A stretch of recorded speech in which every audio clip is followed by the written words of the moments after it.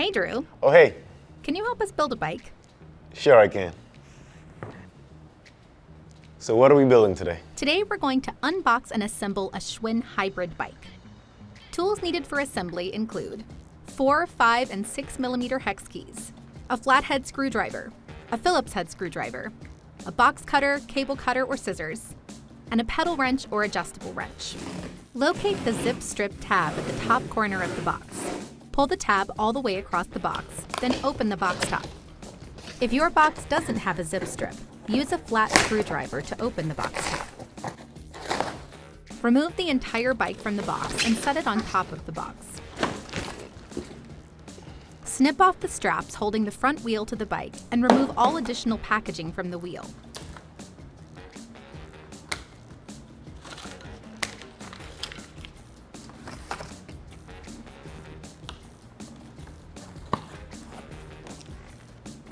Next, remove the packaging from the rest of the bicycle. Leave the fork spacer in for now. Lift the bicycle and set the rear wheel in the box, with the fork hanging over the side. Gently place the handlebar at the front of the bike. Next, we'll install the stem and handlebar.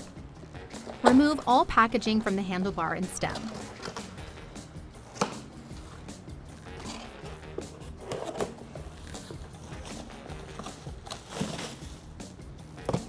With one hand, hold the fork at the fork crown.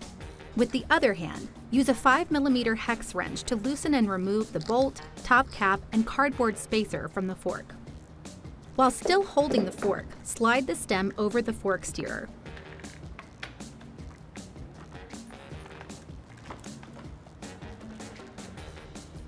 Replace the top cap and bolt.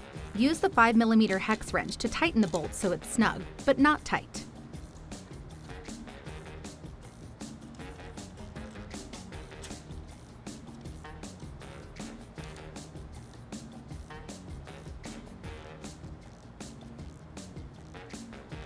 Use a 4 millimeter hex wrench to loosen the stem faceplate bolts. Then rotate the handlebar into a comfortable position, with the brake levers pointing down slightly.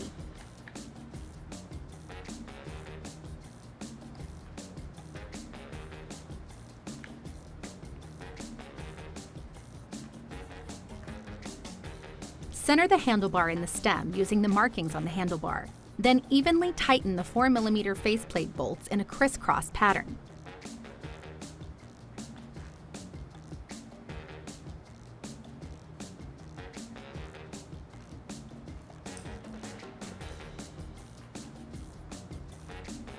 Verify the brake and shift cables run cleanly without kinks or twisting. Ensure the gap between the stem and faceplate is even all the way around the stem. Next, we'll install the seat and seat post. Hey, what's that? This is your owner's manual. You want to read this before you ride. Open the seat post quick release lever, then slide the seat post into the frame. Ensure the seat post is inserted past the minimum insertion line marked on the post. Close the seat post quick release lever.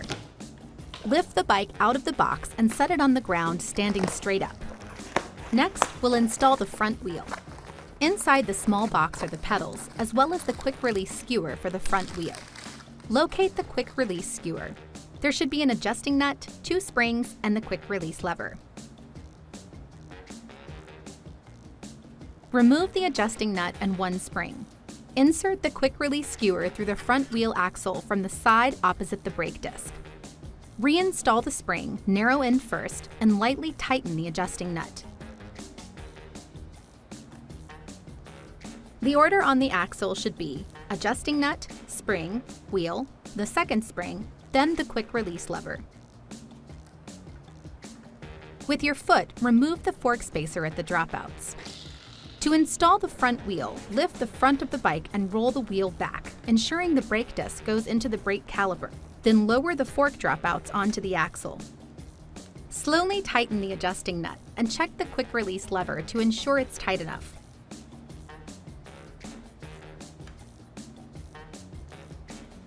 The quick release is properly tight when it requires a lot of effort to close the lever, and the lever leaves a mark on your hand. Pedals are side specific, a right and a left. Just check the sticker.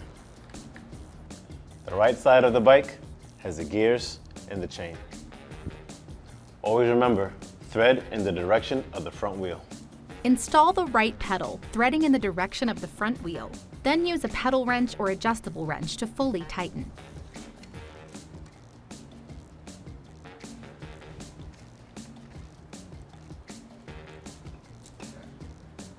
Install the left pedal by threading in the direction of the front wheel, then tighten it fully with the pedal wrench or adjustable wrench. Both pedals should be very tight.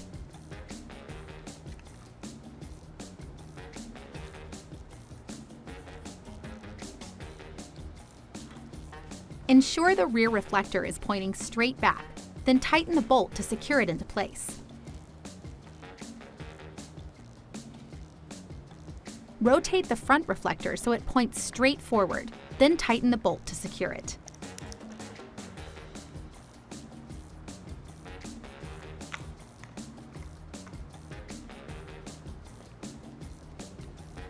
Ensure the wheel reflectors are snug by pulling them toward the rim. Open the seat post quick release, then raise the saddle to approximately hip level. Close the quick release lever. At your correct seat height, your knee should have a slight bend in it at the bottom of the pedal stroke.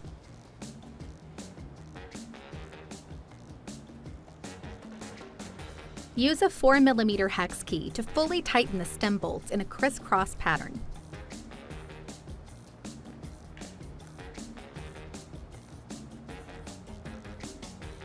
Align the stem and handlebar with the front wheel.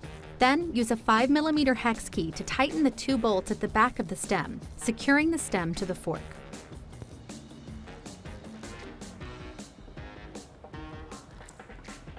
Straddle the front wheel and attempt to twist the bars to make sure they don't twist. Try to roll the bars back and forth to make sure they don't move. Vigorously rock and twist the saddle back and forth to ensure it doesn't move while you're riding. Check that the brakes are working by rolling back and forth slightly, then squeezing the brake levers to verify they grip. Ensure the brake levers don't pull back too far. There should be a gap between the lever and grip with the brake applied. Inflate the tires to the manufacturer's recommended pressure, which is marked on the tire sidewall. Verify the front wheel quick release is tight. Open the lever, then close it again. The lever should be hard to close, leaving a mark on the palm of your hand. And that's it. Grab your helmet. Let's have some fun. Thanks, Drew. Have a great ride.